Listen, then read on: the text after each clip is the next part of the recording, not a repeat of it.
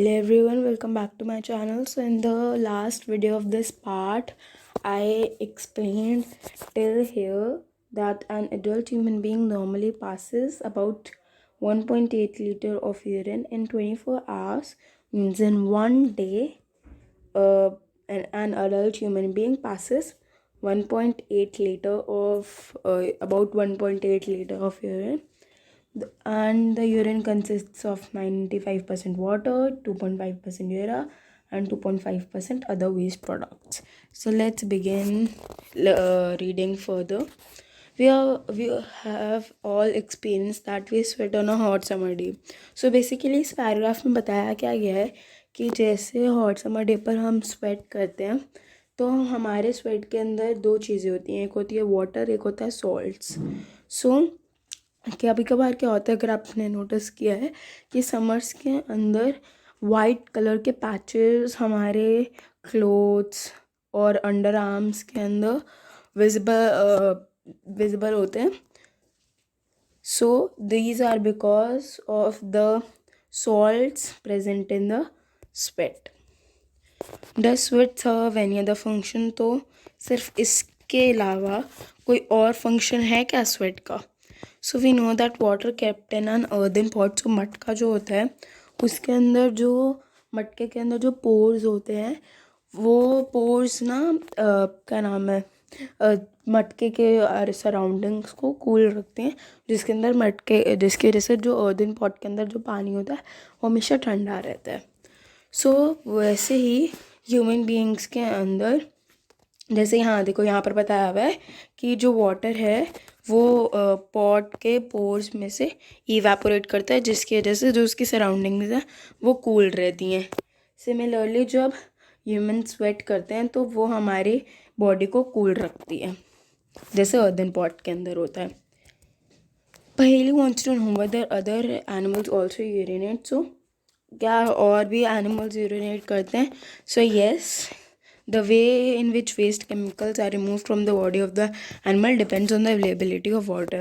तो जैसे कि वो डिपेंड करता है कि आपके पास उस एनिमल के पास कितनी अवेलेबिलिटी है वाटर की. जैसे जो एक्वेटिक एनिमल्स हैं लाइक फिशेस, वो क्या करते हैं कि वो ना एक्सक्रीट करते हैं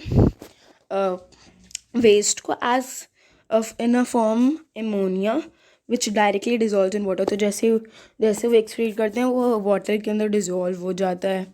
और आपको पता है कि फिशेस कैसे ब्रीथ करते हैं? Through gills.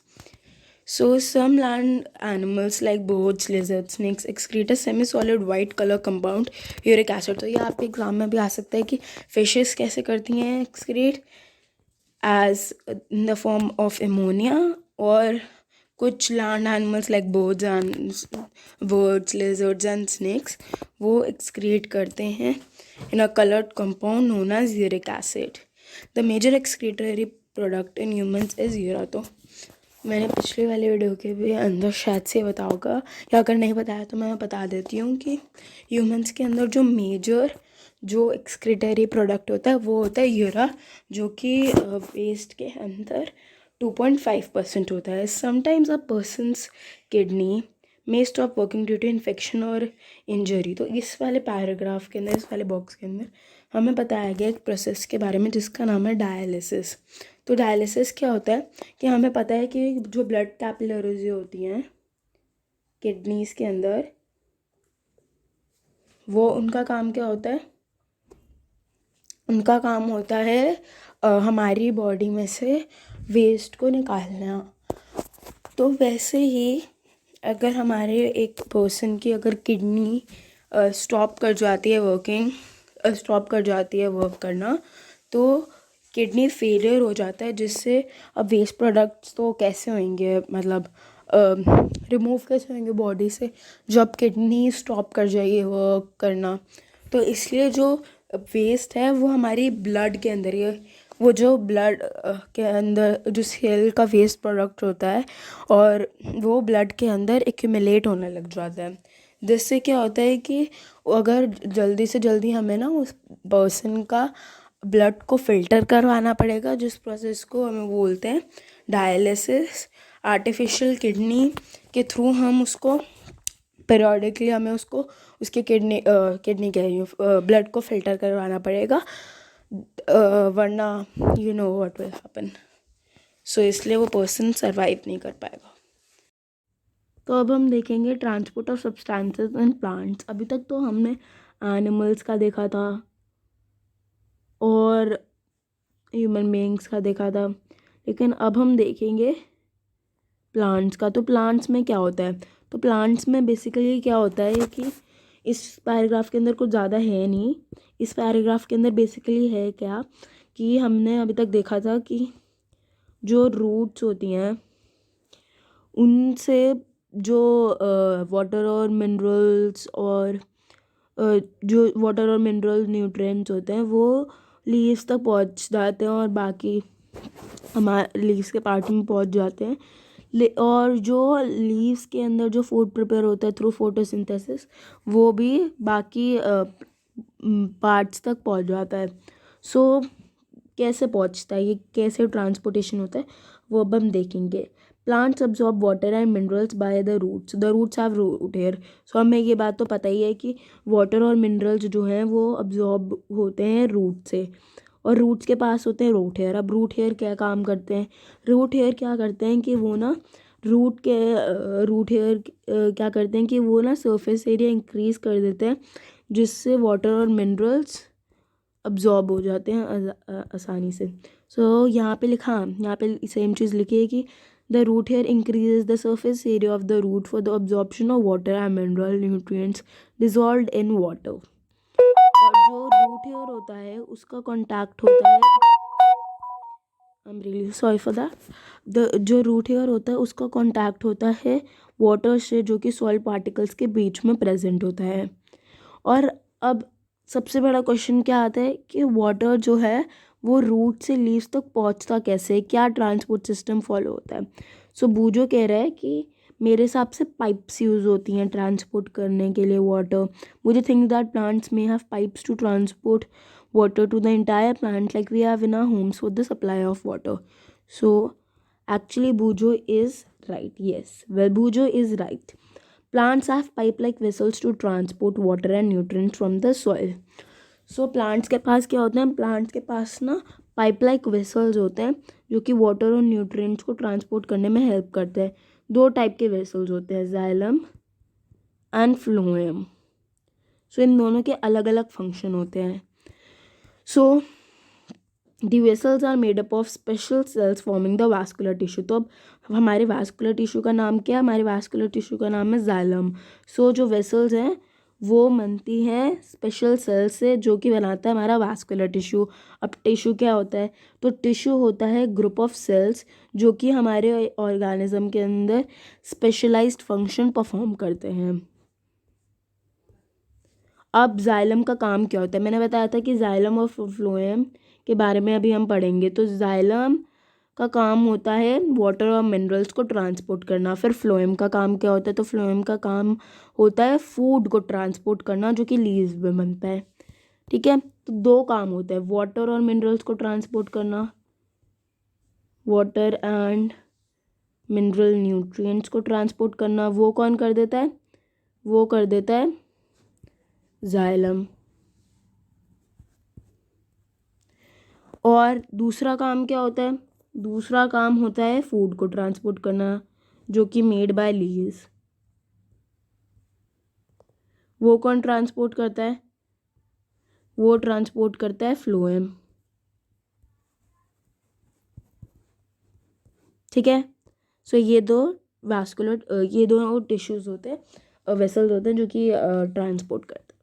The xylem forms a network of, हाँ हम यहाँ पे थे दो. So the vascular tissue for the transport of water and nutrients in the plant is called the xylem. The xylem forms a continuous network of channels that connects roots to the leaves through the stem and branches and thus transport water to the entire plant. तो वो क्या करते हैं कि वो उनका ना पूरा ऐसे नेटवर्क बना हुआ होता है कि मतलब जाइलम पहले रूट से लेकर लीव्स, स्टेम, ब्रांचेस, पूरे एंटायर प्लांट को ट्रांसपोर्ट कर देता है water. Paheli says that a mother puts ladyfinger and other vegetables in water if they are somewhat dry, she wants to know how water enters into them. So water कैसे enter कर जाता है? You know that leaves synthesize food. The food has to be transported to all of the plants. This is done by the vascular tissue called the phloem. तो इस vascular tissue का नाम क्या है? इस vascular tissue का नाम है phloem. Thus xylem and phloem transport substances in plants. ये एक एक्टिविटी है जिसके अंदर इन्होंने क्या किया है कि इन्होंने बस एक पोटैटो लिया है, उसको पील कर दिया है, उसकी पूरी आउटर स्किन को पील कर दिया, उसके एंड्स को काट दिया ताकि जो बेस है वो फ्लैट हो जाए। फिर उसके बाद उसकी ऑपोजिट साइड पर एक डीप होलो कैविटी बना दी है और फिर उसके बाद उस कैविटी को शुगर सोल्यूशन से फिल कर दिया है, कुछ ऐसा सा। ठीक है, उसकी कैविटी डीप होलो कैविटी के अंदर हाफ कैविटी के अंदर शुगर सोल्यूशन डाल दिया है। फिर उसके बाद इन्होंने उस लेवल जहाँ तक शुगर सोल्यूशन डाला है वहाँ पर एक पेन लगा दिए ताकि जो लेवल है वो मार्क हो जाए। फिर उसके बाद उसको एक कंटेनर के अंदर डाला जिसके अंदर पानी जो है वो पेन तक नहीं रीच करेगी, मतलब पानी बिलो होएगा पेन के लेवल से। फिर उसके बाद क्या होएगा कि after some time you would find out an increase in the level of the sugar solution. So जो water है वो पोटैटो के इनसाइड चला जाएगा, बट कैसे गया? क्या होता है कि जो वाटर है ना वो बहुत ज़्यादा शॉर्ट डिस्टेंसेस के लिए वन सेल से दूसरे सेल तक ट्रांसपोर्ट हो जाता है, मतलब मूव हो जाता है। ऐसे ही प्लांट्स के अंदर जाइलम वेसल्स जो हैं वो वाटर जो है वो ऐसे ही ट्रांसपोर्ट करती हैं।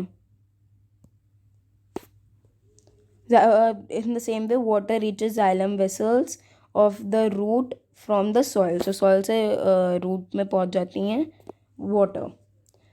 In class 6 you learned that plant releases a lot of water by the process of transpiration.